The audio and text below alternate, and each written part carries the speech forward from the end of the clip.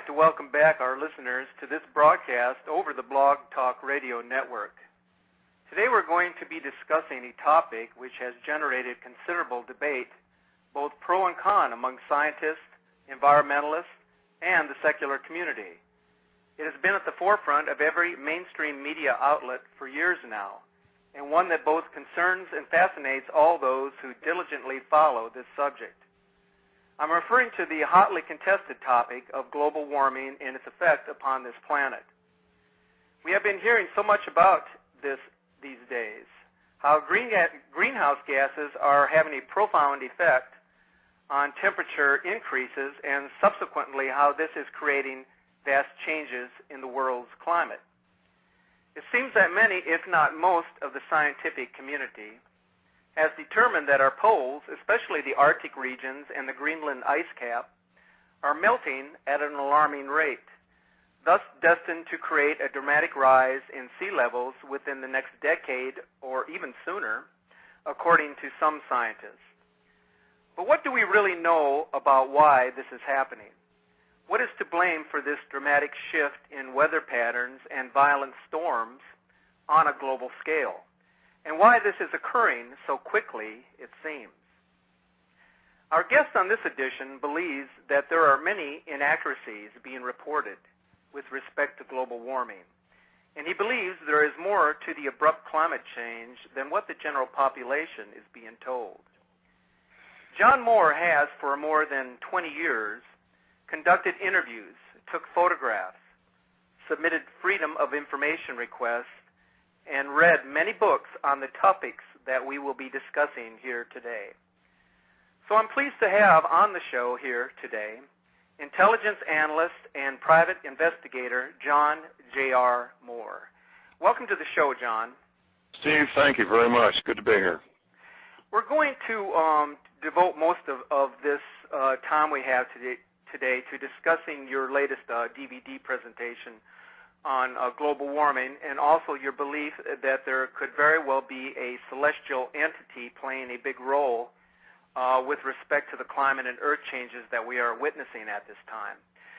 But I would like to take a few moments for you to tell us, first of all, about your background going back to the time that you were a member of the Green Beret, and how this blossomed into a successful career as an investigator and a survival specialist. Well, as I sometimes tell people, Steve, U.S. military intelligence took my 19-year-old pile of mush brain and made something useful into it. My military intelligence turned my brain into a research tool and made me a very disciplined thinker and disciplined researcher.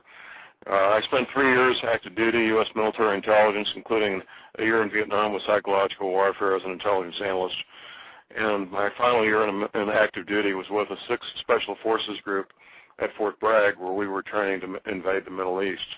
And we were put on 24-hour standby 3 times to invade the Middle East that final year, by the way.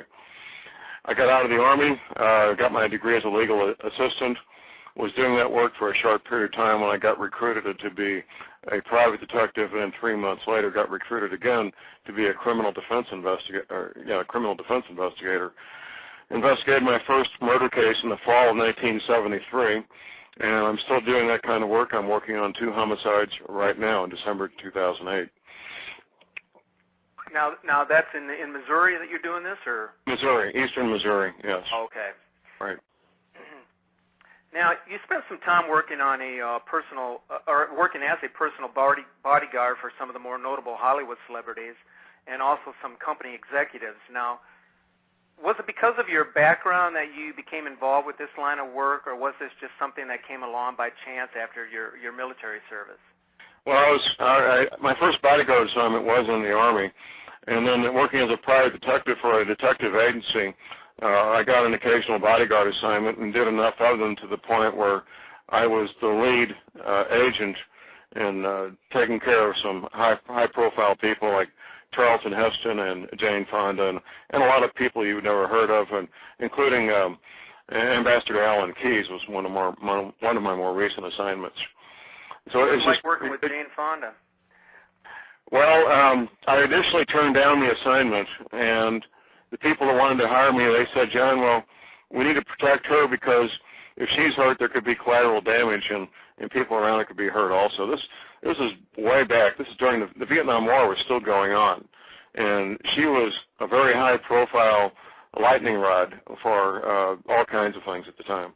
I believe she had said some things that actually angered the U.S. government. Isn't that correct? Oh yes. Well, she was married to a Marxist, a French Marxist, and was living in France with a bunch. And most of her close associates in the late '60s, early '70s were all Marxist, and she was real good at doing things that angered a lot of people. In fact, I believe they called her Hanoi Jane, didn't they? Oh yeah. Well, yeah. You know, looking back on it, as a mature man, these Marxist operatives, they took a naive, attractive young woman. They took advantage of her, is what they did. She was in her early 20s, and they really took advantage of this girl. But that's all in the past. I guess you do a lot of investigative journalism. Is that correct? Well, I guess I do. Now I think about it, of course I do. This topic that we're talking about today, global warming, what the government isn't telling you, I started an independent investigation on it about 1980-81. It's just something caught my interest about a local matter going on in Metro St. Louis, and I was working on it for quite a few years before I understood the connection between what I was investigating in global warming and rising ocean levels. Now, you produced a video called Family Safety in Perilous Times that deals with preparing for and surviving terrorist attacks that involves weapons of mass destruction. Did you produce the video prior to 9/11 or after the fact? Well, it's a two-set video, and both of those were produced after 9/11, right? Right. How can families benefit from your survival videos and seminars, and what can they expect to learn from attending one of your seminars? Well, first of all, they can get hope, and they can get a foundation to work on. The foundations of preparedness are first and foremost spiritual preparedness. That's the most essential thing. And after that comes skills. The skills of a paramedic, the skills of a ham radio operator, the skills of a soldier, policeman, fireman, carpenter, farmer, and so forth. Lots of skills for long-term preparedness. And I focus on all those things and give people priorities and give people an idea of what they need and why they need it. Okay, our guest today is John J.R. Moore. John is a private investigator and former intelligence analyst. He also served 8 years as a criminal investigator for the state of Missouri. John conducts seminars on survival preparedness for these troubled times. And he once served as a personal bodyguard for stars such as Jane Fonda and the late Charlton Heston. John's a decorated Vietnam vet. He flew 57 combat missions over Vietnam and Cambodia, and he served as a member of the Green Beret. John's website that includes information about himself and his work, as well as video and literary publications, can be found at thelibertyman.com. Tell us about your Vietnam tour, if you could, a little bit, John. Well, sure. I got off the plane 2 weeks after my 20th birthday as an intelligence analyst in September 1967. As an intelligence analyst, my job was to attend the secret briefing at 4th Corps headquarters every morning, Monday through Friday, and then pick up classified documents from the CIA, from military intelligence, from the 9th Infantry Division, and a couple of other places. And then I would review all these documents, and then I would brief my commander once a day about what happened the previous 24 hours. And I would write the monthly intelligence summary for our unit, the 10th Psychological Operations Battalion, which was forwarded on to higher headquarters. My job Monday through Friday, 8 to 5, was basically to study classified documents about the Vietnam War. That's what I did. going all the way back to early French Indochina days in the 1860s. So it was very comprehensive, and I learned a lot in a very short period of time, and I came to understand that what the general public thought was going on was not even close to what was going on. Were you a wounded Vietnam veteran? I did my best to avoid being wounded, and I was successful. I got pretty good at ducking. And when I was doing my combat aviation, we were kicking leaflets out the back door and playing our loudspeaker tapes. We find where there's 500 enemy in the jungle and fly back and forth over the enemy concentration, dropping our leaflets and playing loudspeaker tapes while we gave them their best shot. We were an unarmed aircraft, and they'd be blasting away with their machine guns, and we'd come back and count bullet holes in the aircraft. I was in the Army flying with the Air Force, and the Air Force guys always liked, if we got at least one bullet hole, they got credit for 2 combat missions. So that was good for their career. What was it like being in the Green Beret? It gives you a very skewed outlook on life. When I left there at 22 years old, Steve, I didn't know a single man who wore glasses. I didn't know a single man with an IQ less than 120. I didn't know a single man who was at least as good as an average college athlete. And of course, that's not the way the world is. But I didn't know anybody who wasn't like that. I literally did not. So it gives me a very skewed outlook on the world and the way the world works. Well, don't you have to have a lot of stamina and a lot of fortitude to even get into the Green Beret? I know they don't just take anyone. It's more a matter of mental toughness. The physical part of it is not that much. People who don't make it because of their brain, not because of their biceps. Were you enlisted, or you were an officer when you were in? I was enlisted. No, they don't make 19-year-olds officers. At least, it didn't happen very frequently. No, I was just a corporal when I got out, and I moved on with my life from there. Yeah.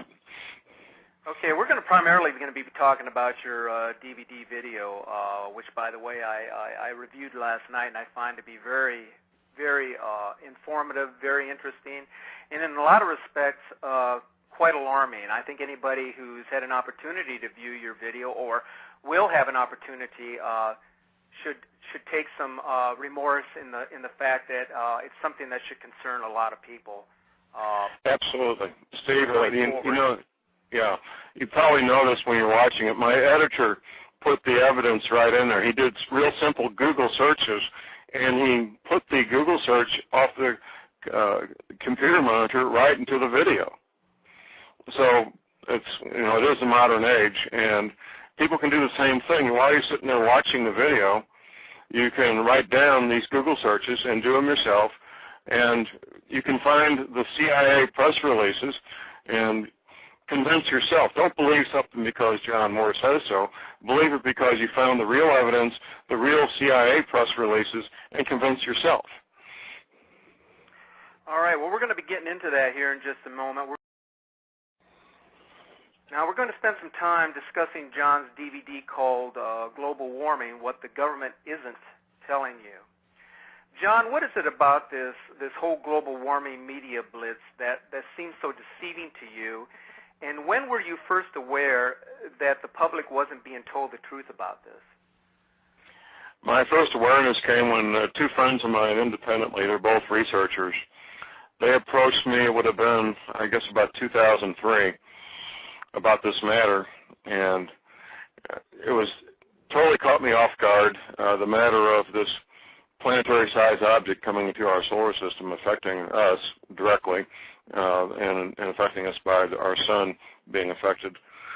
And I looked into it, and as soon as I talked to both these men, I went to another friend of mine who has access to confidential information from the lettered agencies, and I asked him to check it out, and he thought I was full of smoke and mirrors, but we're friends for 20 plus years, and he agreed to check it out, and he found out it was true. that the government's known about this since the late 70s at least, possibly longer, and the government's been preparing to deal with it since the late 70s. Actually, this has been an ongoing thing with the government since, what you're saying, since maybe 1979 or so? At least. There's some evidence, and I haven't really tried to follow up on it. It's possible that John Kennedy was told about this by the Pope when he was president, when he made that trip to the Vatican. Not that it matters. I can track it back to 79, and that's good enough for me. You know, a couple of things were happening at that period of time. One was the Pioneer 10 space probe, which was sent out specifically to look for this planetary-sized object in a very specific part of space, and they found it, and they've been tracking it ever since. Once they found it and started tracking it, they began making their own preparations, using Superfund cleanup sites as cover stories, for example, to build these massive, well-equipped underground shelters to take care of continuity of government personnel. That went on all during the 80s. That's pretty much finished. It's been done. Most of those shelters were finished by the late 80s, early 90s. There's probably still some touch-up work going on, but they're pretty much finished. And I began looking at this myself intensely about, like I said, 2003, and it's become an ongoing investigation ever since, with my finding more and more witnesses. In fact, I just had lunch with a witness today before this radio show, one of the Navy veterans, one of the submarine veterans, who had no desire to move to Missouri. He's a Florida boy, him and his wife, but when he retired from the Navy, he moved to the Ozark Mountains here in Missouri because of what he found out in Navy classified briefings. Well, maybe there's some intuition playing here, but you know, you mentioned that you became interested in all of this in the year 2003, which coincidentally was the same year in which I actually started investigating the same thing that you're investigating now, and found that to be quite a curiosity topic for a lot of people. And, you know, I mean, this is something that's apparently something that about the year 2003. I don't know, I can't quite pinpoint it. What is it about that year? Well, they had, first of all, there was a couple of things happening in 2003. Two parts. One part was legitimate investigation into this matter. The other was the disinformation and the distraction, primarily in the form of a woman named Nancy Leader, who gave a date, I think it was May of 2004, of when these events would happen. And it was a massive distraction, the purpose of which was well served to convince most people looking at this that it was a big flim-flam and there was nothing to it when May of 2004 came and went. And I have to admit, Steve, they were quite successful in pulling that off. So you're saying that this was just a deception on the part of that individual then? It was, and the new deception is December 20th, 1st, 2012, which is right. Too far. We're hearing a lot about that year, a lot. Right. Well, you're going to hear a lot more, but it's too far by a factor of 2 to 3 years. It's too far into the future. We know from the Y2K preparations, most people, Steve, won't do anything of any consequence until the last 12 months. That's what we saw in 1999. And once again, this December 2012 date is going to get a lot of people hurt and most likely killed because of it being too far off into the future. Now, I know you seem very serious about, you know, what you're telling your audiences when you go to these informational seminars, and you're referring to global warming as being a deception by the U.S. government because of the real cause and effect of what's occurring up in the heavens, which you refer to as Planet X. Right. You seem very serious on your DVDs when you're discussing this with your audience. It's not I'm just a pretty kind serious of an act guy, Steve. I'm a pretty serious guy. You know, I have one client, one of my attorney clients. He has me be his second chair, help him at counsel table during jury trials, just because I intimidate the opposition just by walking in the room. You know, I'm a pretty serious guy, and this is a very serious matter. We're talking about literally the end of the world as we know it. Well, the reason I say that, John, is because, you know, a lot of people will walk into the room and you can tell right off the bat that those people are pulling your leg. You know, they're just putting on an act. But I didn't get that perception of you at all in your DVD. You seemed very serious about what you were telling those people. Oh, no. Yeah, you're right. And no, there's no pretense or put on. When you see John Moore on the stage, you know that it's a serious guy talking about a serious matter in an absolute dead serious manner. Yeah, you know, that's right. You got it. Okay, well, I know you've been doing many years of investigating on this topic that we're discussing here today, and I believe that you indicated that you were actually making a test of yourself and getting to the bottom of this, you know, what I refer to as a media hype. Yeah. One of these Superfund cleanup sites is in metropolitan St. Louis, at the edge of Metro St. Louis, and it's part of at the edge of a military training area where I was training with the Army Reserve back in '79 and '80, and they announced a Superfund cleanup, and I thought that's great. They're going to clean up all this old nuclear waste that's out here, and they started doing that, and then about a year later they closed off the military training area because of alleged nuclear waste. Well, that was my first red flag, because my buddies had all, on their own, without telling the Army, we'd brought our own radiation detection equipment with us on training operations because we did not want to have children with flippers instead of arms. So we checked that out ourselves, and we knew there was nothing back there. We knew that for a fact. So when they said they were closing up the military training area, I knew that was a lie. That's when my investigation of that Superfund cleanup site started. And, yeah, I made a pest of myself doing Freedom of Information Act requests, taking photographs there. I had one of the workers try to follow me once. I was hanging out my window with a telephoto lens taking pictures of this place. and interviewing workers there and subcontractors and employees both, and doing aerial photographs. This went on from 1980, 81 or so until very recently, up until the last couple of years. I still occasionally drive by out there just to see if anything new is going on. But it went on for years. I've got dozens and dozens of photographs and lots of interviews of that place, and Freedom of Information Act request letters. Oh, yeah. Well, if global warming is just a scapegoat for the reason. It's a cover story. It's a cover story. It's a cover story. Oh, a cover story. Yeah, definitely. The government, when things start going crazy, you know, global warming. If you do your search in newspaper and magazine articles, you'll start finding global warming stories back in the early '80s, and they needed to get on top of this, be in the lead, and make sure that they were the authority, because they knew 20 years ago what would be happening now with bizarre weather.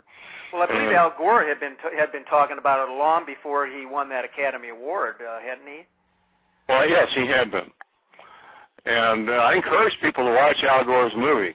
There's science in there, and there's science fiction. The science is what will happen in the future: abrupt climate change and rising ocean levels. The science fiction is two things: what's causing it and the timetable. The timetable Al Gore gives is the official U.S. government timetable. It's not Al Gore's timetable. If you look at NASA's material coming out of the Goddard NASA Space Flight Institute, ran by Jim Hansen, you'll find the official government timetable as follows, the same as in the movie. Around 2016, things will start to get bad: abrupt climate change and rising ocean levels. And around 2050, things will really get bad: abrupt climate change and rising ocean levels. That's science fiction. The real timetable is pretty much in our face, Steve. We've got maybe a year and a half, 2 years, if we're lucky. So you're talking about about 18 months from this Here's point what I know. on? Here's what I know for sure. I definitely know this: continuity of government contingency planning has to be finished 12 months from this month. December of 2009, all the continuity of government planning, contingency planning, has to be complete. Why does it have to be complete on that specific date? It's not a date, it's a time frame. By the end of December 2009. Okay. Originally, just 3 or 4 years ago, they were going to be done by December 2010. But they had to move it closer to us by 1 full calendar year because this planetary object, once it gets inside the solar system, it goes comet. And because of interaction with gravity with the different planets and the sun, it speeds up and slows down as it goes past these heavenly objects. So they don't have any more time, Steve. They've got to be done in 12 months because beginning in January 2010, they can't count on having any more time. That's basically it. Would you say that this planetary object is now in our solar system? To the best of my knowledge, it probably is. It's coming up from the south. You need to be in the Antarctic or possibly, if not now, very soon, South Africa and extreme southern Chile. You'll be able to see it. But right now you can see it from the Antarctic. Yeah, I know there's a lot of people, especially over the Internet, who question the authority of the topic that we're talking about today with Planet X. A lot of them believe it's just an imaginary planet because they look up in the sky and they can't see anything. Well, there's a reason why we can't see it, isn't there? Right. Well, it's coming up from the southern hemisphere. You have to be that far south before you can see it from planet Earth. NASA's been watching it with their machines out there in space since 1979, 1980. Is there a telescope in Antarctica? I heard there's supposed to be a large telescope there. There are several, and there's new ones being built. In fact, the Vatican has 3 professional-grade observatories. I bet they have one in Phoenix, don't they? Say again? I think there's one in Phoenix, isn't there? You're right. Yeah, they've got one in Arizona. But what does watching the stars have to do with saving souls, running hospitals, and doing works of charity? The professional observatories cost millions of dollars. They're doing this because they've got no choice. The Vatican is a country, like I mentioned that in my video, and any country that has the resources is doing the same thing. They're watching this object because they need to know what it's doing, when it's going to do it, so they can protect their own people. You have a video out called Signs in the Sun, Moon, and Stars, in which you and a parishioner from Kansas discuss the biblical and scientific basis for the return of what Christians refer to as wormwood, or also known as Planet X. Yes, sir, I do. Now, I've had a number of highly regarded authorities on this show to discuss the theoretical belief that a rogue planet is having a magnetic influence on the Earth's poles in its orbit around the sun. Right. Now, some insist this is nothing but a conspiracy by a bunch of astronomical castaways. Well, here's how to put that to bed. Yeah, okay. Okay, and we can talk off the air. I can give you some specifics. Everybody wants credentials. Here, how's this for credentials if you're looking at stars for a living? The supervising astronomer of the United States Naval Observatory, Dr. Robert Harrington. If you're making a living looking at stars, that's about the best credentials you'd ever want to have. And I've got a video that where he's being interviewed in his office in Washington, D.C. at the United States Naval Observatory. Behind his desk, he's sitting there talking about the 10th planet, how big it is, how dense it is, its orbit, just like it's yesterday's football game. And you don't get any more credentials than this man had. I mean, he's deceased now. He announced shortly after this video was made that he was going to pack up his equipment, go to the Antarctic, and look at this thing. And about 90 days later, he was dead from what was allegedly a fast-acting form of cancer. But Steve, you don't get any more veracity or credentials in the area of looking at stars than the supervising astronomer of the United States Naval Observatory. It doesn't get any better. It doesn't get any better. You cannot have any more credibility. Would you say that a lot, or probably, let's say most of the scientists today are afraid to speak up because they're afraid primarily of losing their jobs? Most scientists make a living from 2 areas, government and universities. Universities depend on government funding frequently. The government obviously is working for the government. And yes, their careers would be at risk if they publicly talk about what they know. And they're not about to risk their monthly paycheck and their retirement to let the truth out. They're not going to do that. And, of course, in your estimation, and I believe a lot of other people would agree with you here, NASA is fully aware of what's going on, but, again, working because they're a government entity, they have to keep this quiet. NASA is the military. And I think it was mentioned in my DVD, Her Royal Highness, the Queen of England, visited the NASA Goddard Space Flight Institute in the late spring of 2007. I guess she's taken a sudden interest in space-related matters. What happened was she was briefed. She went to a briefing on this matter. If you want to know what's going on, that's where you're going to get more information than any place else, the NASA Goddard Space Flight Institute. What evidence exists from the past that would have us believe today that something beyond man's comprehension or his understanding is to blame for what has happened before and what could happen again, quite possibly in the near future? Well, for your Jewish and Christian listeners out there, the Old Testament accounts of Moses passing out of Egypt, the Exodus, and Noah's flood are both biblical accounts of what we're about to experience. Both of those are separated in time, by the way. Moses' Exodus was about 3,600 years ago from present time, and Noah's flood was about 3,600 years before that, give or take. I mean, timing is kind of iffy when you get into those parameters, but more or less that's the time frames we're looking at. The Exodus is particularly interesting, and both are actually. At that point in time, 3,600 years ago, Steve, other cultures had written records and calendars, and they recorded the same things that the Jews in the Sinai Desert were observing at that point in time. Manna from heaven, for example, that was happening all over the planet at the same time. Noah's flood is another great example. Every culture that has remaining records, both oral traditions and written records, and calendars, all have a massive flood at the same time Noah's flood took place. So that's not speculation. That's in the history books, so to speak. I guess also you could say that some of this information we're speaking about here could be included in the Bible as well, right?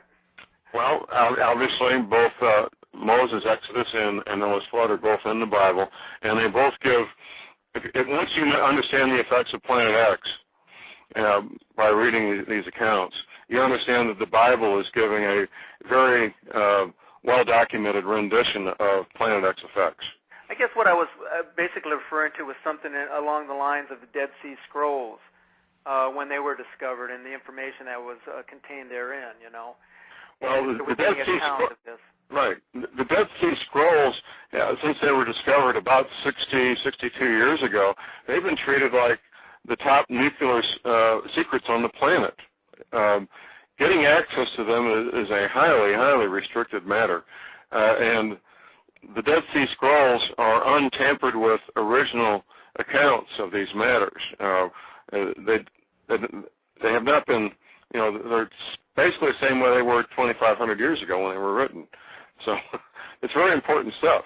Well, how easy has it been to get documents through the Freedom of Information Act? Has it been fairly easy for you? Well, they always respond, and sometimes I get pure gold, and sometimes I get a piece of the puzzle. I can give you an example here. This place out in it's called Weldon Springs, Missouri, by the way, and then the full name of the project was the Weldon Springs Remedial Action Site. The federal government made nuclear material for the military there in the 1960s. One of my FOIA requests, I asked for how many phone lines they had. Now, with modern digital technology, every telephone line can be used by 3 users at the same time. So one phone line now translates into 3 phone lines. They admit on their own letterhead, Steve, that they had 500 phone lines at this no big deal construction site. Typically a very large commercial construction site will have 50 phone lines. Well, they admit on their own letterhead they're having 500 phone lines. Additionally, I got a photograph of a name of a subcontractor at the front gate called Worldwide Telecommunications out of New Jersey. And I got a letter from a FOIA request denying that they were even on the premises. So that was kind of interesting to put the two right next to each other, the photograph of their name at the front gate and the letter denying that they were on the premises. These are the people, if you're going to build a brand new Pentagon, Steve, these are the people who would get the contract to do that. Very high-tech, very sophisticated, not the kind of people you would have at a no-big-deal cleanup site, construction site. Who are some of the literary scholars that you've relied upon when you're presenting your information? Dr. Emanuel Velikowski, his work is excellent in this area. Zachariah Sitchin can pick up Babylonian clay tablets and read them just like Time magazine. It's amazing. In fact, he's the guy interviewing Dr. Harrington in the United States Naval Observatory offices. And last but not least, Dr. James McKenna. He's a credentialed scientist. He did his theoretical work at Cornell University about 35 years ago in the early 70s. He had access to the raw, uncensored feeds from the NASA satellites coming in at that time when he was doing his theoretical work. Yeah, and I believe he has a radio show that he conducts on a daily or weekly basis. It's every Thursday night. There's a link from my website, thelibertyman.com. In fact, he just did a 4 or 5 part series which ended the week before last on Planet X related matters. He kind of gets all over the place in different. It's basically a lecture every week, Stephen. A 1 hour lecture. A lot of the solar phenomena, doesn't he? He does. Yeah. NASA is gradually coming around to admitting his theories are correct, that the solar system and the universe is not electrically neutral, which has always been traditional science. On the contrary, there's a lot of electrical activity in our solar system and in the universe both. And his theoretical work accounts for this electrical activity, what it is, what it can do, and why it does it. Would you say that the sun alone is responsible for the climatic developments here on Earth now? The 10th planet is the primary source of affecting our sun. Our weather is a consequence of energy from our sun. That's what creates weather on Earth, is the sun. And our sun is interacting with the 10th planet and causing the sun to put out vast new amounts of energy that we've never seen before. That's what's causing these bizarre weather-related events. Earthquakes, on the other hand, is a matter of us acting with magnetic energy as well as some electric energy with the 10th planet directly. Been in a lot of reports recently about the New Madrid fault zone, and apparently, from what I had read the other day, they're having a bunch of these small 2.2, something less than a 3 tremors occurring in an area of Arkansas in which they have never occurred before. Now, apparently, the geologists in that area are quite concerned because they can't figure out where this fault line is. Right. That was a topic at lunch today, just an hour ago, and you're right, Steve. It's a matter of serious concern. We've got this cluster of earthquakes, and it's about 100 miles due south from where I am, very close by, and they don't have any seismographs in that area, so they've been measuring them from 50 to 100 miles away. They're getting new equipment installed as we speak because it's a very troubling and very disturbing matter.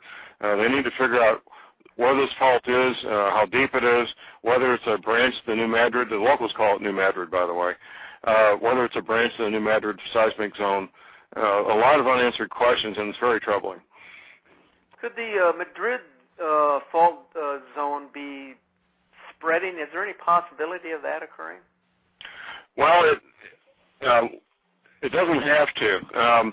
The kind of rock we've got here in the central part of the country, this limestone, transmits energy very, very efficiently. If you're 50 miles away from an earthquake in California, you probably won't feel it.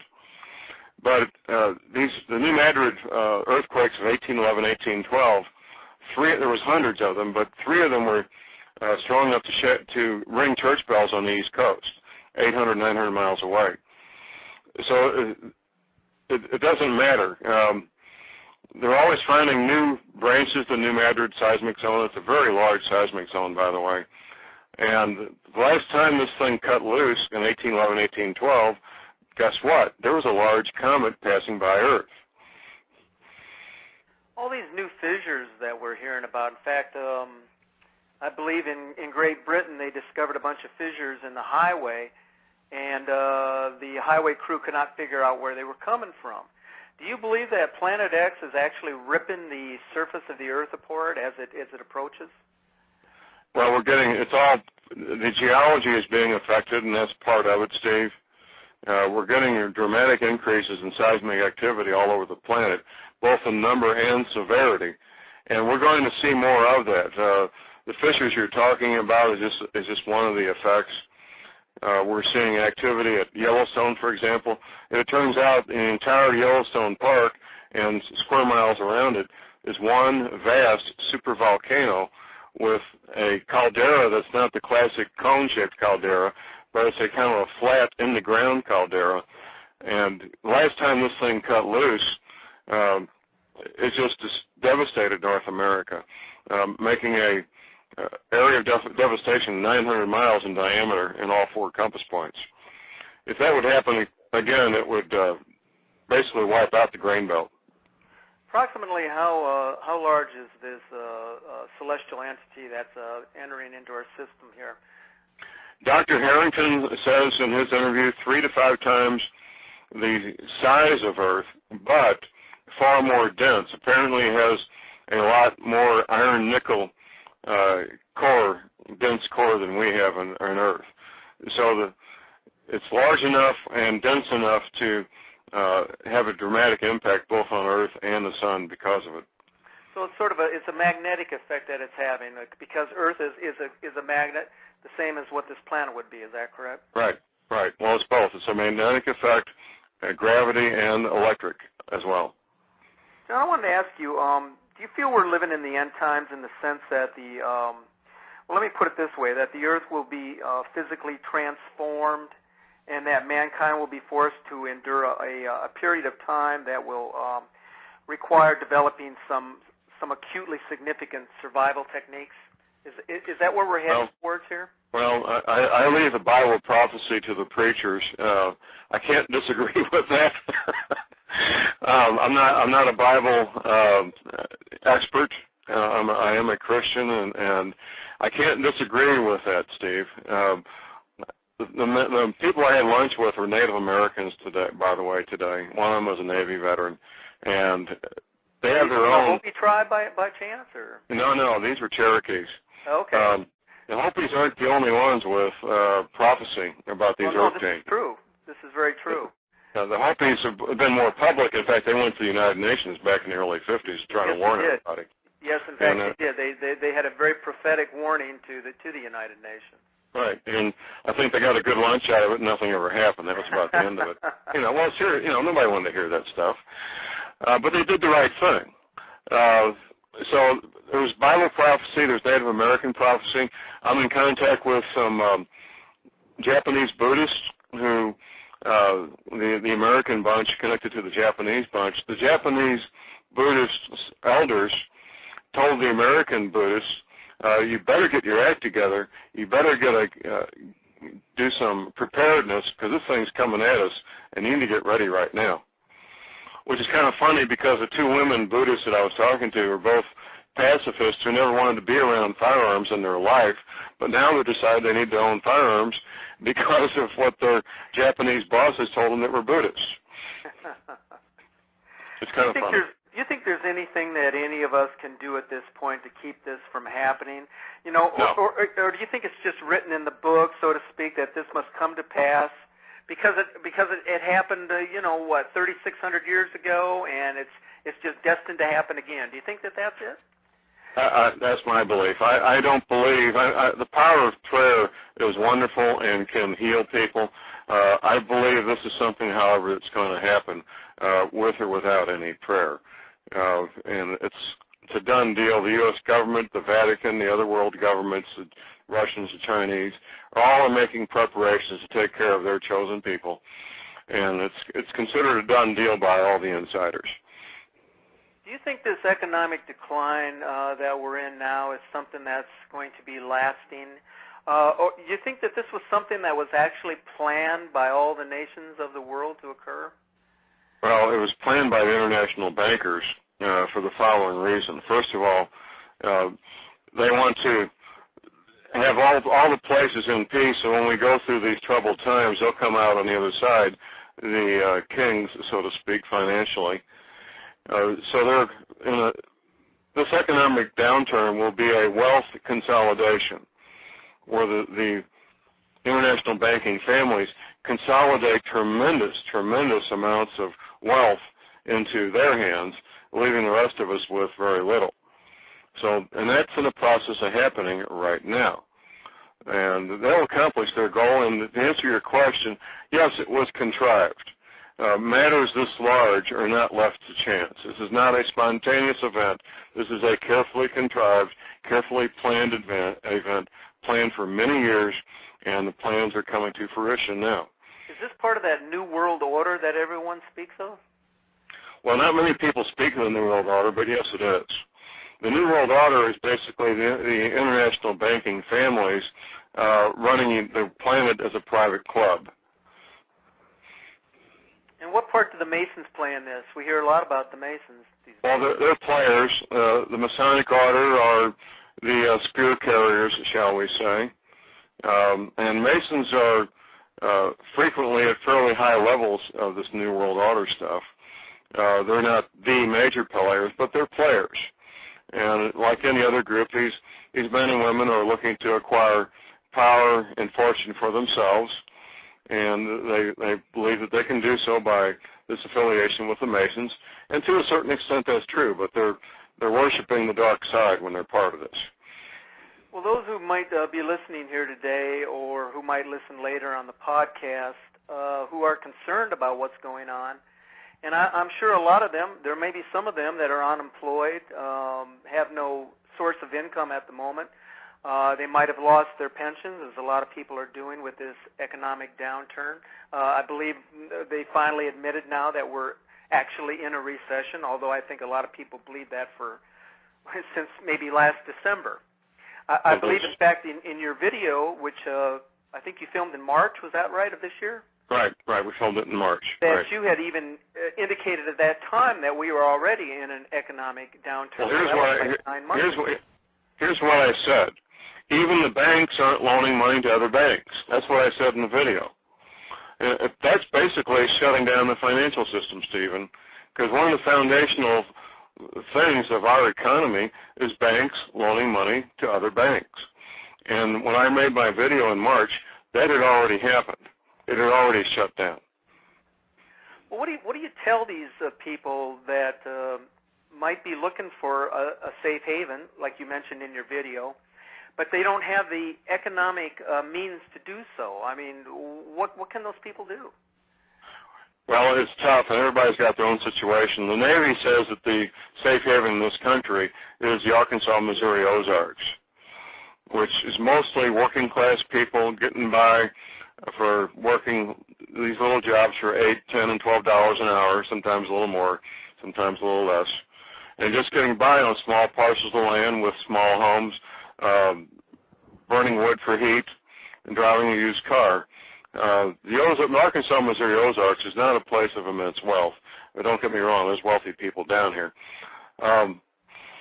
If you absolutely can't make a move, then you need to do what you can in place and store up food, store up water, get your medical supplies, get your skills. And if you're east of Mississippi, it's going to be tough. Appalachian Mountains would be better than a lot of places, but east of Mississippi, in fact, Condoleezza Rice, just in the last couple of days, made the statement that as soon as she gets out of office, she's going to get west of Mississippi as soon as possible. Well, you know, something else I found very curious. Yesterday, I think I was listening to MSNBC, and I heard, well, we're getting into the political aspect of it here, but I heard that the Senator Martinez from Florida has decided that he's not going to run for re-election in 2010. Right. Now, this is a one-term senator. He's only been in the Senate for 5 years. Right. You know, now why in the world would somebody who's only been in the Senate for one term decide that in the year 2010 he's not going to run again. Well, you're going to see a lot more of that, Steve. People who understand that the game is over. I want to spend time with my family and my loved ones and get out of this insanity in Washington, D.C., and enjoy what's left of what we now call normal. My wife, Dr. Moore, she's a chiropractor.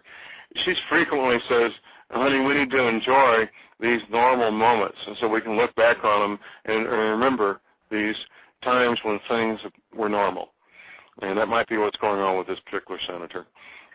So you would say then probably the best bet for most people that are concerned about getting away from the shorelines would be to go east of the Mississippi. You mentioned, of course, the Ozarks and southern Missouri. How about over towards the Rocky Mountain areas? Would that be a safe haven? Well, here's the problem with the Rocky Mountains. First of all, climate and growing season. Second of all is water. A lot of that area is even though it's high desert, and they have a very short growing season. Very few people up there can raise enough food to live on. It's extremely difficult. So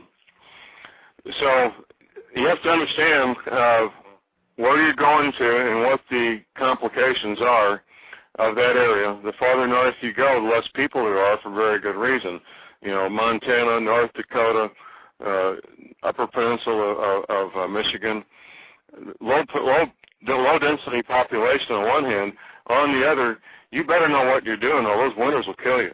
It's really tough living that far north. One thing that struck my curiosity in watching your video was you had mentioned that the U.S. Navy, which had drawn a map, which showed some of the areas that would be flooded during this flyby of Planet X. And one of those areas that I was very curious about was up around Wisconsin. Right. Now, why do you believe that this area? Why do they believe this area is going to be flooded during this event? Well, the Navy veterans. In fact, the man I had lunch with today, he also saw that same map, and all the Navy veterans that I interviewed, they were in the audience, Steve, and they weren't the scientists giving the briefing. In fact, probably the people giving the briefings were just higher officers. So they don't know why. All they know is the Navy says Wisconsin, Florida, the East Coast, West Coast, and Gulf Coast will all be damaged and destroyed. Wisconsin will be completely gone. Every Navy veteran I can understand all these coastline states going, but it seems a little peculiar to me that, because I know there are some areas in Wisconsin that the elevation is quite high. And so I thought it was kind of strange. I know they're in the Great Lakes area. I know there's a lot of huge lakes around there, and I'm sure they're going to drain during this event. But well, here's what the Navy says: the Great Lakes will become one Great Lake, stretching all the way up to Hudson Bay. All the real estate between the Great Lakes and Hudson Bay will all be one vast inland sea. That's what the Navy says. Well, you've written a book called "Feel Safe Anywhere," and I wanted to discuss that a little bit, but we're going to take a break here just a second, and when we come back, I want to talk about that book. Okay? All right. All right. Okay, we're back with our guest today, John J.R. Moore, a former military intelligence analyst and a member of the Green Beret who served 57 combat missions during the Vietnam War. John, you've written a book called "Feel Safe Anywhere," in which you describe ways to survive or protect yourself in these troubled times. And I assume that publication is doing well, since your website indicates that you're sold out at this moment? I'm sold out. The new version is going to be an audio book. People don't read, Steve, so True. 3% of the adults in this country have a library card. So the new version is going to be an audio edition, and it'll be updated and hopefully out by the spring. We'll see. What are some of the more important survival items and necessities that every person or family member should consider having if we should encounter any type of catastrophic event, not just the passage of Planet X, but let's say a terrorist decides they want to come in with a dirty bomb and blow up New York? Well, what do people need to know to prepare for any of these events? Well, the first and most important thing is their spiritual preparedness. We know from the examples of the American veterans who were in POW camps in World War II, Korea, and Vietnam, that the men who were had a strong spiritual foundation were much more likely to survive that POW experience than the ones who did not. So get your spiritual house in order, whatever that is for you, whether it's being a Christian or Jewish or Buddhist or whatever it might be. Do that. Next, after that is skills. You want to have the skills of a EMT. At least get a good Red Cross or first aid course from your local fire department, and CPR or advanced CPR. Life-saving skills in that kind of situation are not optional. You need to have them, and a kit, medical kit, equal to your skill level. It doesn't do any good to have equipment that you can't use, and it would be sad to lack stuff that you are qualified to have and don't have it. So put together that kit. Next, and very important, and I talk about this a lot, is alternative communications. You don't necessarily have to have a ham license, but you need the skills of a ham radio operator so you can do two things: communicate with your friends and loved ones and be able to monitor all the local, county, and state and federal emergency frequencies so you know what's going on. Sitting in the cold and in the dark, not knowing what's going on, Steve, will make you crazy. It really will. And you need to be able to do that independent of the power grid with either crank-up radios, or solar-powered radios, battery-powered radios, whatever it takes to be able to monitor the emergency frequencies. After that, you need to look at normal living without the power grid and without 40 pounds pressure on your water system. Potable water is not optional. If you don't have potable water, you're going to be dead pretty quick from dysentery and diarrhea. The first drink you take of bad water, you're on a one-way trip to being dead from dysentery and diarrhea. So you have to have a source of potable water that you control. You have to be able to prepare food, clean yourself, clean your utensils, clean your clothing without having electricity and without having water under 40 pounds of pressure. If you're not used to doing that, it's a burden. It's tough. It's really tough. So we need to learn all those skills and acquire the equipment, store up our own supplies of potable water and long-term storage food, and all the things you need to go with it to make this happen without the power grid. Would you recommend that people have a lot of canned goods available during this time, or do you think the canned goods won't last a lengthy period of time? Yeah, you typically get a 1-year shelf life off canned goods without a problem, just normal grocery store canned goods. And the thing to do is to buy them and rotate them so you don't have stuff getting out of date. So you buy your canned goods or frozen goods. Don't get too heavy on the frozen stuff because obviously if you lose your electricity, you're going to lose your food. But just buy your canned goods and rotate them and consume them and replenish them. If you want to get serious, you could get freeze-dried food, which doesn't need to be rotated. Just keep it in a cool, dry place, and it'll keep for 30 years. Yeah, well, does the freeze-dried food usually maintain its nutritional value? Or? It does. That's why the submarine Corps uses it. The governments, plural, by the way, have been buying up freeze-dried food. The largest manufacturer is Mountain House, and if you go to the Mountain House website, you'll see they're not promising delivery now until December 2010.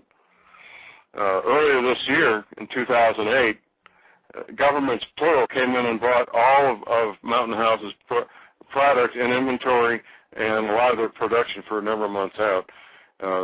One of the people I work with, freeze-dry guy, he's once again getting shipments, but he was cut off most of this year earlier because Mountain House had sold everything they had to the governments.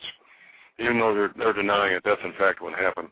I believe you said this was the guy that's sponsoring your radio show. Is that correct? Yeah, he's one of my sponsors, freeze-dry guy, and he's also a veteran of Special Forces, and he's been selling freeze-dried food for more than 30 years. which is why he got back on the list to get inventory, because they cut off almost all their vendors that they were selling food to. Now, you also mentioned in your DVD that it would be a good idea to get some training on operating ham radio. Is that correct? Absolutely.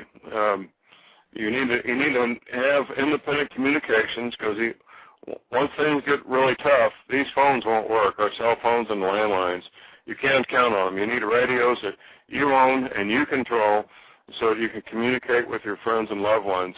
Otherwise, you won't be able to. And you need to be able to intercept the emergency frequencies, so you know what's going on in your town, in your county, in your state, and in your country. Now, I have at my disposal right now these, I believe I'm not sure exactly what they're called, but they're like the the energy is cranked. You know what Right. I'm referring to? I have a flashlight like that and also have a radio like that. Now, Right. would that be of any benefit? Absolutely. Crank-up radios are neat. The technology's improved dramatically the last 10, 12 years. The first generation ones were very large and very heavy and very primitive. Currently, you can get pretty compact crank-up radios that will also have a small light built in, a cell phone charger, battery charger. It's pretty neat what you can get for, not a lot of money, typically around $40 or so. Will the airwaves be usable during this event? I mean, will radio stations be up and running, or? It'll be a mixed bag, Steve. Some commercial stations will stay on the air if they've got backup power. The ham radio guys and gals, as long as they're breathing, they'll have their radios operating, because that's what they do. That's their passion, is emergency radio operation, and they practice frequently running their radio equipment without the power grid, so they're very good at doing so. How long do you think it's going to be before Planet X is visible in the sky to where there will be no doubt about its passage? I don't want to give a date. I'm hearing in a year or less, but I don't want to get stuck on a date, because it's just not a good thing to do. Yeah, the reason I asked you that is because that's exactly what I've been hearing from other folks who claim to be quite knowledgeable in this, that probably by the middle or the latter part of next year, we can expect to see something in the sky that's apparently nothing that any of us have ever seen before. Well, and keep in mind that NASA announced they found the 10th planet a couple of years ago, Xena. Correct. Mm-hmm. So, you know, of course, they got all the bases covered. I think they've concealed quite a bit of the truth about that, too.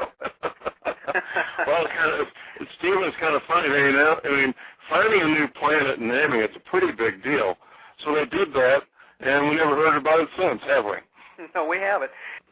All right, very good, John. Well, I want to thank you for coming on today and enlightening us on some more on this what still is a very controversial subject, and one that continues to both fascinate us and, frankly, has many very worried about the future. Now, it's a topic that is certain to heighten our interest going forward, and one that, in my opinion, we should all take seriously. So I really want to thank you for taking this time with us today and talking about your publication. Steve, thank you. It's good to visit with you and your guests.